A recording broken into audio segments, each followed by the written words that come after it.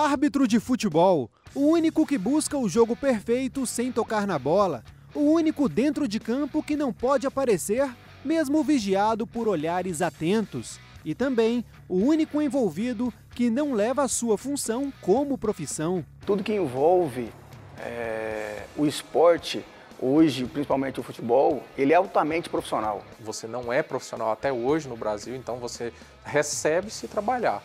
Recebe se for escalado. Elmo Rezende é árbitro em atividade nas séries A e B. Roberto Giovanni encerrou a carreira aos 40 anos e agora é instrutor de arbitragem. Em comum, a ideia de que a arbitragem é ao mesmo tempo exigente e apaixonante. Hoje eu sou subtenente da Polícia Militar do Estado de Goiás. A arbitragem, eu não posso falar que eu sou profissional da arbitragem porque a profissão ela não é regularizada. Então, é um dos motivos que a gente corre atrás do profissionalismo. Justamente por isso. O que é a sua profissão? Eu sou o árbitro. Não, hoje eu sou o policial militar. A arbitragem ela está no segundo plano. A conciliação ela é muito complicada. Hoje, para o árbitro atual, ele manter uma atividade profissional fora do futebol e conciliar esse futebol e atrás desse jogo que a gente vê ele lá apitando 90 minutos, teve uma preparação semanal intensa. Isso é difícil. Cara, é muito difícil, não é fácil, porque a arbitragem exige muito, mas em contrapartida eu tenho a minha profissão, que é policial militar, que eu tenho que cumprir todas as minhas obrigações. Então, primeiro eu tenho que cumprir essas obrigações para depois ir para o cenário. A gente trabalha aqui, cresce ali, faz um joguinho aqui, faz outro jogo ali, e eles vão acompanhando, e a Polícia Militar sempre foi realmente um pai e uma mãe para mim, na minha situação de dar disponibilidade para que eu possa desempenhar o melhor papel possível como árbitro de futebol. Arbitragem por paixão parece romântico demais para falar da pessoa mais autoritária dentro de campo, mas se analisar bem, dá para ver que essa declaração faz todo sentido. O árbitro ele tem que cumprir as suas provas físicas, as suas provas técnicas, ele tem que fazer o seu condicionamento, ele tem que fazer o seu preparo físico de forma individualizada. Nós temos orientações do professor Gustavo, que a federação disponibiliza esse profissional para a gente, porém é tudo por conta própria do árbitro. Se eu machucar, se eu vier até alguma contusão, o recurso médico, o recurso financeiro, tudo é custeado pelo próprio árbitro, pela própria pessoa. E quando o apito é aposentado, a arbitragem continua. Pensei, agora eu tenho que virar a chave primeiro, porque eu não estou mais mediando uma partida e eu estou acompanhando, eu estou fazendo parte de um clube de futebol.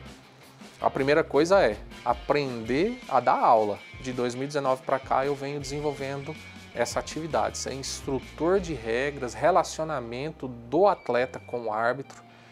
Aí eu passei a ser o quê? Um mediador de relacionamento. O meu principal ponto que eu bato é: vamos conversar dentro do campo a linguagem do árbitro. E se os jogadores estudam os critérios, os métodos e até as manias do árbitro, não é diferente do outro lado. Antigamente você entrava no campo de futebol de forma empírica e não sabia, vai jogar A e B e vamos ver o que vai acontecer.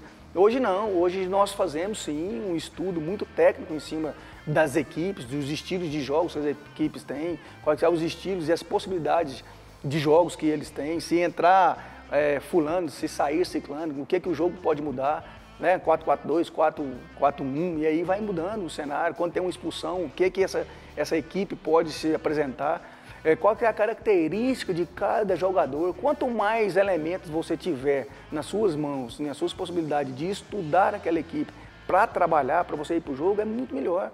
Com tanto preparo, estudo e disposição, os árbitros são os responsáveis pela justiça no futebol e a profissionalização da função já tem caráter de urgência.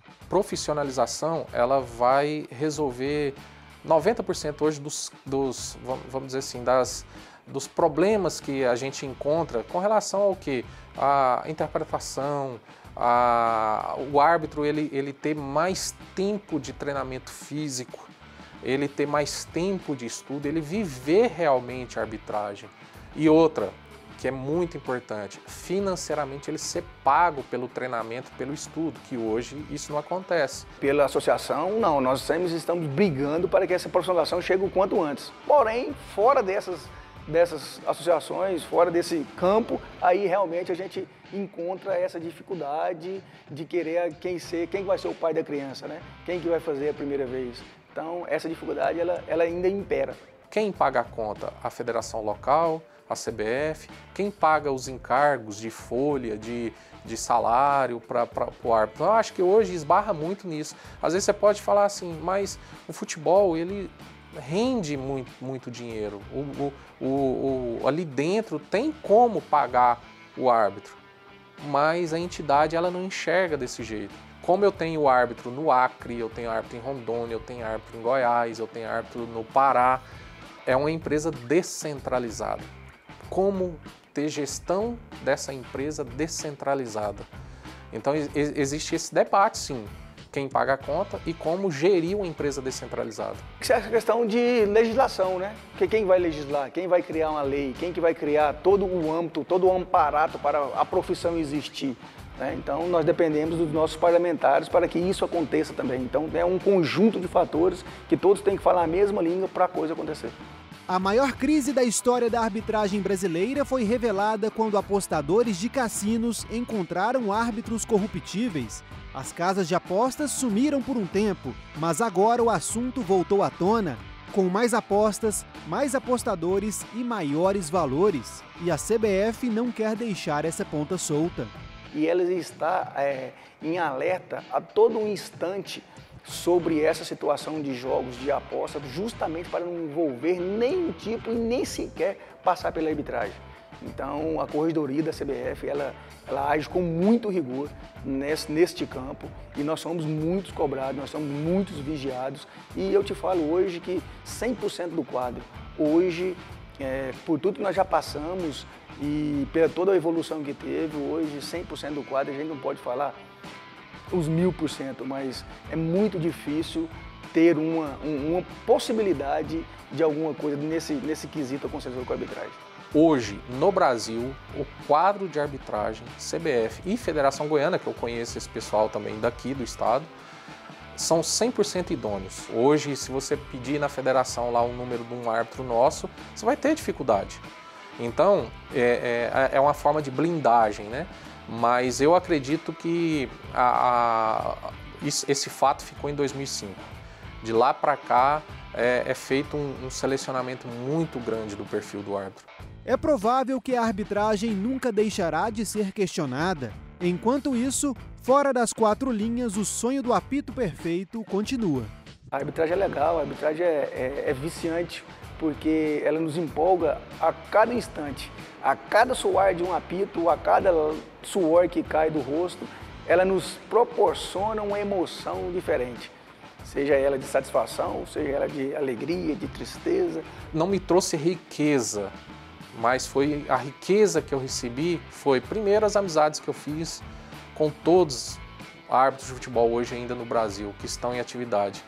E a segunda riqueza foi poder participar, durante esses 12 anos, do maior espetáculo da Terra, que é o futebol.